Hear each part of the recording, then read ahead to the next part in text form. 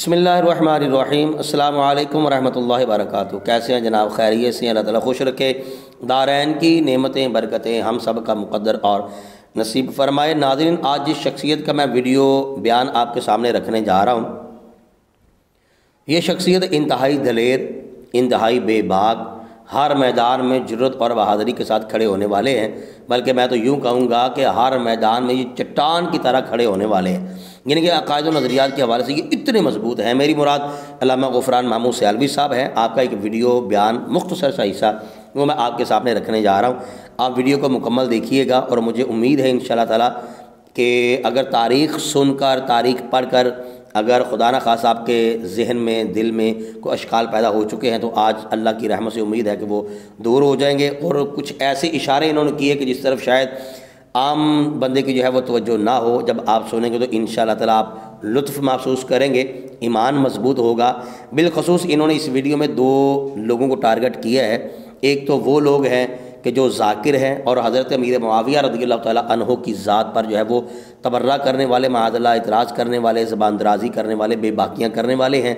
और दूसरे वो लोग हैं कि जो दो तरह के कार्ड खेल कर लोगों को गुमराह कर रहे हैं। एक तो कार्ड ये खेल रहे हैं कि हम अहले सुन्नत हैं, बरेलवी हैं, हनफी हैं, सुन्नी हैं। और दूसरा कार्ड वो ये खेल रहे हैं कि जनाब हम सैयद हैं, हमारा ताल्लुक़ ख़ानदान सादात इकराम से है, जबकि उनके अक़ायद व नज़रियात से वही बू आ रही है जो बू रवाफ़िज़ से आती है।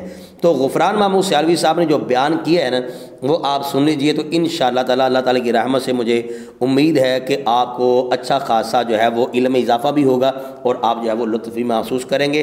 वीडियो के आखिर में जो है फिर वो आप अपनी राय का इजहार ज़रूर करें। कुछ बातें हम वीडियो के बाद इंशाअल्लाह ताला करेंगे। आइए सबसे पहले हम सुनते हैं अल्लामा ग़ुफ़रान महमूद सियालवी साहब को। जो सियादत का टाइटल रखता हो फिर मुशाजरात का बहाना बना के मुंह खोले अमीर मुआविया पे, उसे कहो अपना शजरा चेक कर। ओए ओए कहीं मिलावट हो गई है, कहीं तेरे शजरे में गड़बड़ है। क्योंकि अगर तू सच्चा सैयद हो तो मौला हसन की फिक्र से जुदा कैसे चल सकता है? मौला हसन ने तो अमीर मुआविया से उम्मत को जोड़ा है। फिर मैं अंदर बाहर से जो काले हैं उनसे भी बात करने लगा हूं।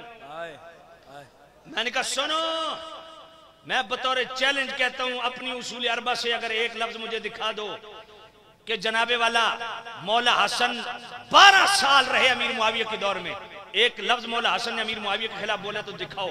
20 साल मौला हुसैन रहे अमीर मुआविया के दौर में, एक लफ्ज अगर तुम्हारी किताबों में मौला हुसैन ने बोला अमीर मुआविया के खिलाफ वो दिखा दो। इमाम ज़ैनुल आबिदीन का दिखा दो, इमाम बाकिर पाक का दिखा दो, इमाम जाफर पाक का दिखा दो, इमाम अली रजा पाक का दिखा दो, इमाम नकी पाक का दिखा दो, इमाम मूसा कासिम पाक का दिखा दो, इमाम हसन अस्करी पाक का दिखा दो। मैंने कहा 12 इमाम चुप रहे, तुम क्यों बक बक कर रहे हो? हर सहाबी नबी ये जो की दुआ तबे खड़ी नारे दे जवाब, हर सहाबी नबी। क्या बात है मुफ्ती साहब, क्या बात है। उस बात को नहीं समझ आया। और जब मौला हसन की सुलह हो गई, इस हदीस को लिख के गौस पाक का जुमला सुनना दिल में ठंड पड़ेगी। अम्मा खिलाफतो मुआवियता फसाबिततुन सहीहतुन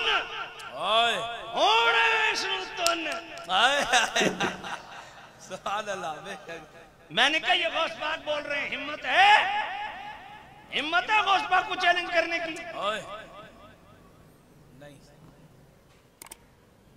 गौस पाक फरमाते हैं जब मौला हसन ने सुलह कर ली, अम्मा खिलाफत मुआवियता साबिततुन सहीहतुन बाद मौत अलीयन व बाद खलइल हसन इब्न अलीयन रज़ियल्लाहु ताला अन्हुमा नफ्सु मिन खिलाफा। मौला मेरे मिश्किल कुशा, मेरे मुरब्बी सैयदी व मुर्शिदी आकाई व मौलाई हजरत गौसुल आजम सरकार पाक फरमाते हैं कि मौला अली के पर्दा फरमाने के बाद और मौला हसन की सुलह के बाद मैं अमीर मुआविया की खिलाफत को हक समझता हूँ। क्या बात, खिलाफत को हक समझता हूँ। یہ اکیلے غوث پاک نے بات نہیں کی، البنایہ شرح ہدایہ پڑھ، علامہ عینی نے یہی کہا ہے، علامہ عینی نے یہی کہا ہے کہ جب مولا حسن نے صلح کر لی اب امیر معاویہ کی خلافت ثابت ہو گئی۔ یہی بات اعلیٰ حضرت نے بولی، غوث پاک نے جو بولا ہے یہ کوئی نہ کہے، کسی اور کتاب میں ملتا نہیں۔ اعلیٰ حضرت نے 29ویں جلد التخبیر بباب التدبیر، اس کے آخری پیراگراف بھی یہی ہے، اعتقاد الحباب فی الجمیل المصطفیٰ والآل والاصحاب، اس کے اندر بھی تینوں لفظ موجود ہیں، صلح بھی کی، بیعت اطاعت بھی کی، اور خلافت بھی تفویض فرمائی۔ بات پلے پڑی کہ نہیں؟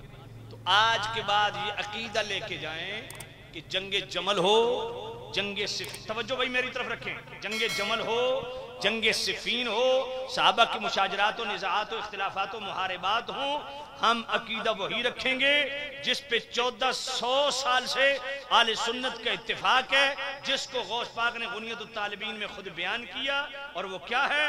فرمایا ان کے مشاجرات میں واجب ہے چپ رہو، ان کے فضائل میں واجب ہے بولو، ان کے تمام معاملات کو اللہ کے حوالے کرو، ان کے جتنے اختلافات ہیں نام منشن کیے، مولا علی، طلحہ، زبیر، عائشہ، معاویہ، ان کو اسی قاعدے کو لیے کتاب لیا جائے گا۔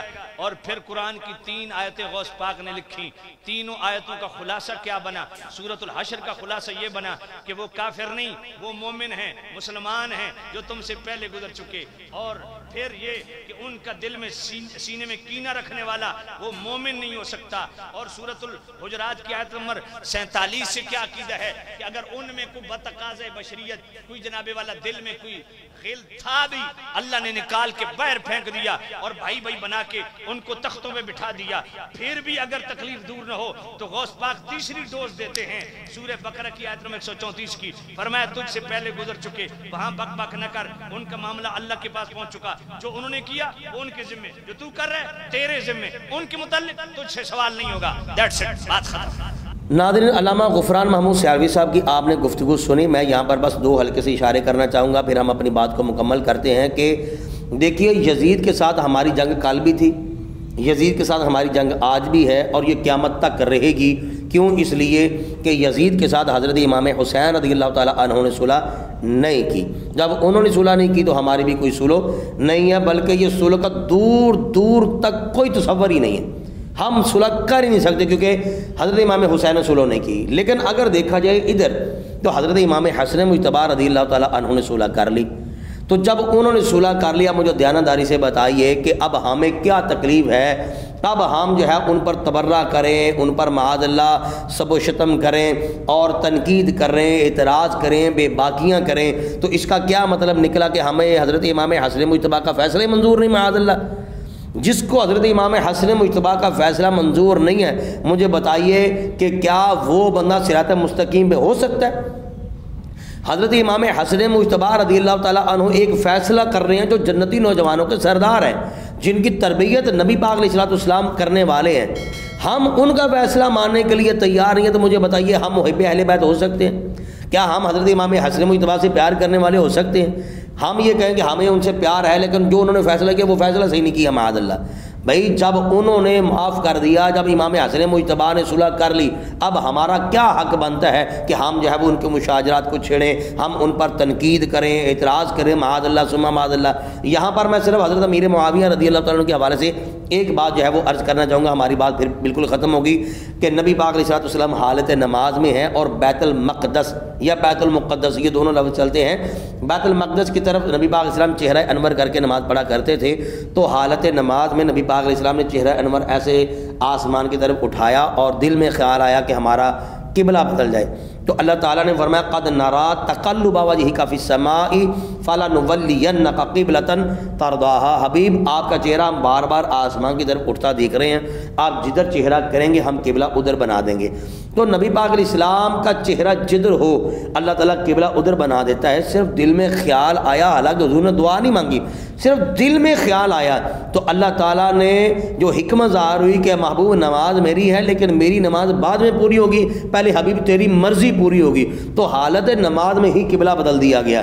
تو جہاں پر نبی پاک علیہ السلام نے ہاتھ اٹھا کے حضرت امیر معاویہ کے لیے ایک بار نہیں درجنوں بار دعائیں کی ہیں، مجھے بتائیے اس امیر معاویہ پر کوئی بندہ تبرہ کرے، کیا وہ بندہ ایمان والا ہو سکتا ہے؟ کامل ایمان والا؟ وہ بندہ تو بے دین ہوگا، پھر وہ گمراہ ہوگا جو حضرت امیر معاویہ رضی اللہ تعالیٰ عنہ پر تنقید اور اعتراض کرنے والا ہے۔ ہم ان کے پیچھے ہیں جو نبی پاک علیہ السلام کے شان مبارک پر سواری کرنے والے تھے، حضور کے کاندھوں پر سواری کرنے والے تھے، جو جنتی نوجوانوں کے سردار ہیں، جن کے ساتھ ان کی جنگ ہے، ہماری بھی جنگ ہے، جن کے ساتھ ان کی صلح ہوگی ہمارے بھی ان کے ساتھ صلح ہے۔ ہم الحمدللہ حضرت امیر معاویہ رضی اللہ تعالیٰ عنہ کے ساتھ پیار اس لیے کرتے ہیں کہ حضرت امام حسن مجتبیٰ کو معاف بھی کیا ہوا ہے، اور غفران محمود سہلوی صاحب نے جنہوں پنجابی آندے نا پتھر تے لکیر لگا چھڑی کہ 12 ائمہ ہیں، جو اصول اربع ان کی کتاب ہے، اس میں سے دکھا دے کسی ایک ہستی نے حضرت امیر معاویہ رضی اللہ تعالیٰ عنہ پر جو ہے وہ تبرہ کیا ہو یا کوئی ان کے خلاف کوئی بات ایسی ویسی کی ہو، یہ سوال ہی پیدا نہیں ہوتا۔ ہم بڑی ہستیوں کے پیچھے ہیں، نہ کہ ہم ذاکروں اور نیم رافضی سیدوں کے پیچھے، ہم بالکل بھی ایسا نہیں ہے۔ ان کے سائے سے بھی اللہ تعالیٰ ہمیں محفوظ فرمائے اور حق کے ساتھ اللہ تعالیٰ ہمیں رکھے، حق کے ساتھ ہی ہمارا خاتمہ ہو اور حق کے ساتھ ہی اللہ تعالیٰ ہمیں اٹھائے۔ آپ اپنی رائے کا اظہار کمنٹ باکس میں ضرور کیجیے گا۔ بہت شکریہ۔ السلام علیکم ورحمۃ اللہ وبرکاتہ۔